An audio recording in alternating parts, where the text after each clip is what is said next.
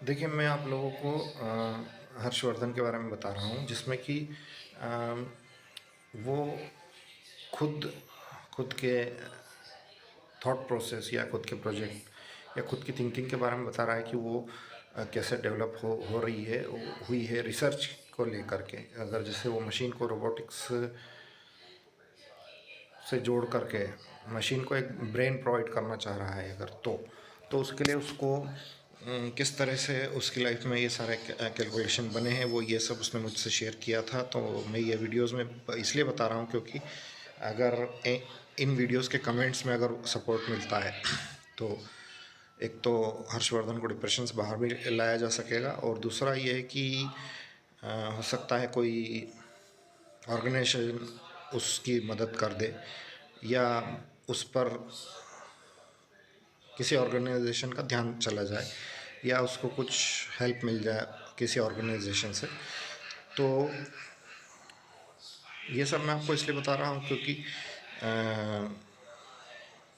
जिस दिन रामलला की प्राण प्रतिष्ठा थी, उस दिन भी मैंने उसको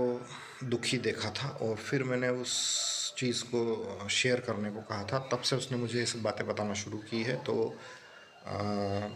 उसके पास वैसे बहुत सारे आइडियाज़ हैं, लेकिन सबसे मेन जो वो चाह रहा है कि अगर उसका रोबोटिक्स वाला जो प्रोजेक्ट अगर फाइनलाइज हो जाता है, कंप्लीट हो जाता है, तब वो दूसरे आइडियाज़ को बताएगा, शेयर करेगा या उन पर काम करेगा। तो मैं आपको ये बताने जा रहा हूँ कि भाई जैसे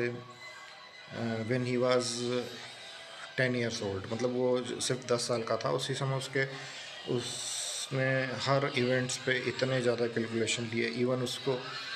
खुद का बोलते ना कि चढ़ाव पे से जब उसको सीधा चलते नहीं आ रहा था, जब घुटने घुटने चल रहा है, उस समय का भी उसको कैलकुलेशन याद है कि भाई जैसे वो चढ़ाव से गिर रहा है, तो उसने क्या कैलकुलेशन लिए हैं या कैसे क्या, जो भी ऐसे बहुत सारे एग्जांपल हैं। और सबसे बड़ी बात, उसकी लाइफ का एक पार्ट है